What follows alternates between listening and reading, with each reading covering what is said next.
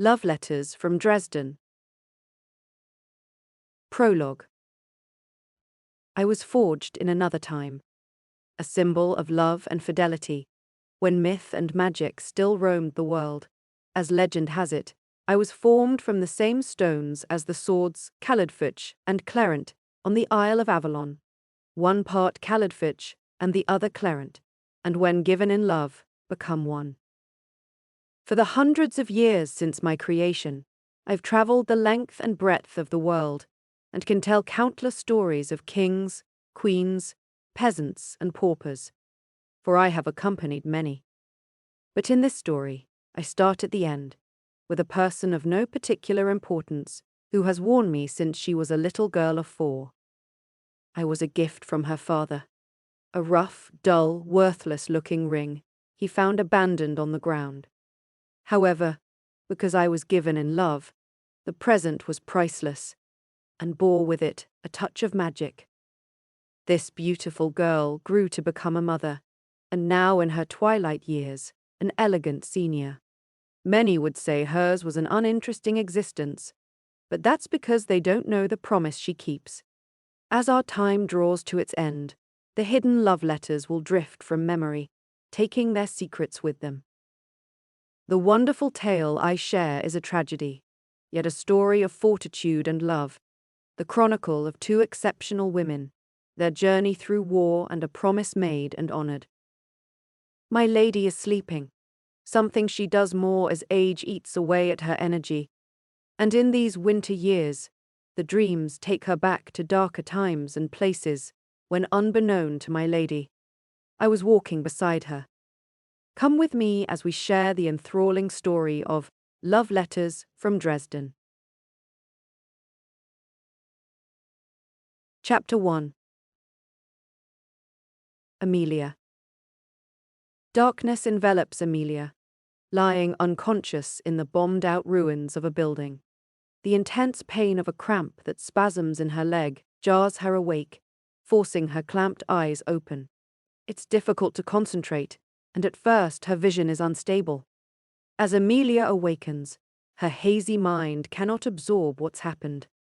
She blinks, and the surroundings harden. She tries to lift her head. It moves, but unable to find the strength, she gives up. Closing her eyes, Amelia drifts back into unconsciousness. The next time she comes to, Amelia is aware of her dire predicament, sending fear rippling through her entire body. Panicking, she struggles to be free.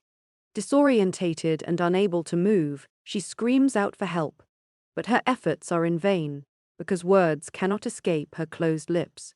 Once more, the surroundings fade and Amelia drifts away. Despite the bitter cold, fleeting rays of sunlight, peeking from behind grey clouds, penetrate the rubble to warm her numb face. This time, when Amelia opens her eyes, the panic and disorientation that overwhelmed her before dissipates, replaced by a dull acceptance. She is trapped under the debris of a bombed-out building. From her tomb, she scans the surroundings. Everything within sight is ruined. In the distance, a red glow is accompanied by the sound of a roaring fire. Lowering her eyes, moving them left to right, Amelia explores her prison, and to her horror, she is sharing it with human remains. Revulsion morphs into panic as Amelia wiggles frantically, trying to escape, but it's all to no avail. "Help me! Help me!" she cries out, but nobody comes. "I'm going to die," she whispers quietly to herself, as tears swell in her eyes and dribble down her cheek. Amelia's eyes become heavy, and, with no fight left, they close to await the embrace of angels. The freezing chill from the coldest winter in recent decades deadens the unconscious body of young Amelia Huber. Slowly she awakens, and for the first time in many months, she feels warm and at peace. In the distance, the bright light of a lighthouse signals its invitation. Subconsciously, Amelia knows that if she gives in to the contentment enveloping her body, her life will be forfeited. Resigned to her fate, she embraced death as an old friend, offering an escape from the evil, suffering, and profound losses wrought by a seemingly endless war. A cozy light beckons, and Amelia gently walks towards paradise, following an endless narrow path, lined on either side with beautiful flowers in radiant bloom and displaying all the colors of the rainbow. In the distance, and through her dreamlike trance, Amelia hears a man speaking. It is earnest, comforting, somehow familiar. Continuing to walk towards the light, Amelia sees that it's her father. Feeling safe at last and curious about what he's saying, she hurries to him. A devout Catholic, as a child, before she went to sleep each night, her father would read a passage from the Bible to her. He is reading from that book now and pauses, smiling at her approach, then continues. The people walking in darkness have seen a great light. On those living in the land of deep darkness, a light has dawned. Amelia loved her father. A daddy's girl. Her mother would mutter to Hans Huber as he soothed her despair at their defiant daughter, then sneaked a piece of buttered bread to her room when she had been sent to bed without dinner. "Where are you going?" she would hear her mother ask crossly. "I'm just going to read Amelia her Bible passages, my love. God knows she needs it." "Hans Huber, don't you go using God's name in vain with me. And I know what you're up to. You're spoiling her." "My princess, how could that be?" "I'm no princess. Look at me, old and haggard, too many years of hard work, and for what?" "You'll always be a princess to me." "I don't know about that," the princess said, shaking her head before glancing around their humble home. "Go on then, read to that daughter of yours." "Ours, don't you remember?" he said, smiling wickedly. Hans Huber. Maria exhaled with exasperation, and then, trying not to smile, added, "Stop all this nonsense."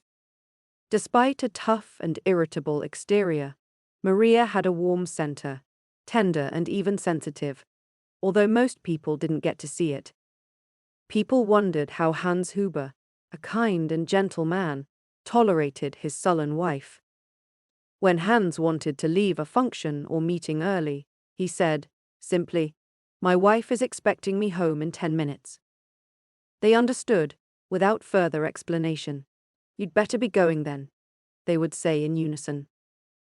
Watching her father, it felt like a lifetime since he'd last read to her from the Bible. Though it wasn't.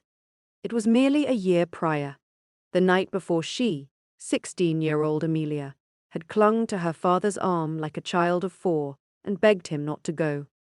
Though he'd served in the First World War, his age and occupation, owning a tailor shop, it didn't stop him, along with other men of his age, being forced into military service.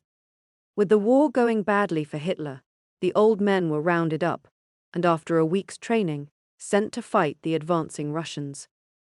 As a soldier, he survived for 3 months before becoming one of the 30 million to die, casualties of the Eastern Front. Having finished reading the passage, he closes the Bible and lifts his free hand.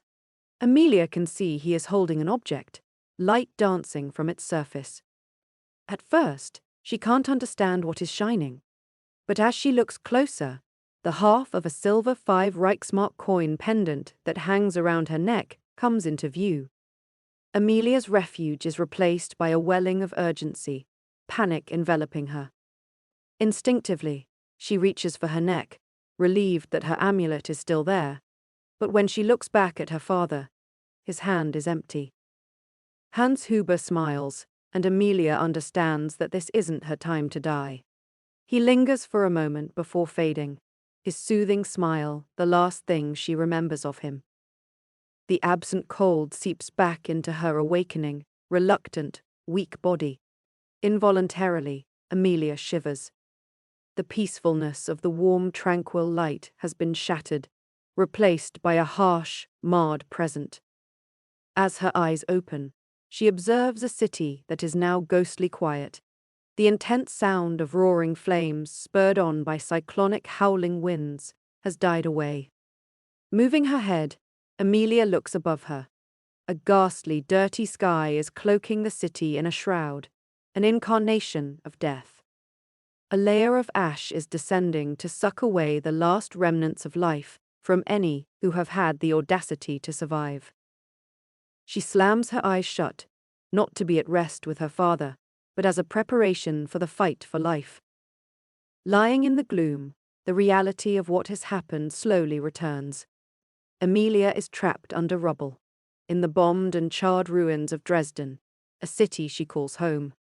Diffidently, she wiggles her fingers, tries a hand, then an arm, leg, and foot. Nothing appears broken, although her whole body is riddled with pain. Amelia struggles, lifting her right arm, but hits timbers that lie across the top of her body. It is a miracle that she hasn't been crushed, and, although unaware, the timbers of the prison are also her savior, having provided protection from the falling bricks and other rubble. Moving her left arm, the dirt covering it falls free. Wriggling from side to side, she slowly edges forward, but each time, it consumes the little reserves of energy that remain within her weak body. Steadfastly, resting regularly, Amelia struggles on until eventually she is free of her sarcophagus. Struggling, she attempts to stand, but unsteady on her feet, falls down again.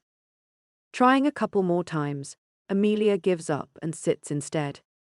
Glancing about, Amelia sees she isn't alone. Nearby, only feet from where she has been trapped, are the dead remains of a girl of similar age. A lifeless leg and arm protrude from the bricks, and, through the gaps in the rubble, she can see the outline of a corpse. Amelia gasps, shutting her eyes at the awful sight. A cold and powerful hand seems to enter her chest, to wrap its icy fingers around her heart, intent on obliterating any remnants of human decency she may possess. Opening her eyes, she doesn't call out or sob, not because of stoic resilience in the face of the grotesque realities of war, but because she's numb. The capacity for empathy lost, or so it seems. The coin, hanging around her neck, feels heavy as it brushes itself against her skin until she can ignore it no longer. Grasping it, her mind is flooded with the memory of the light and meeting her father. Slowly, Amelia climbs to her feet.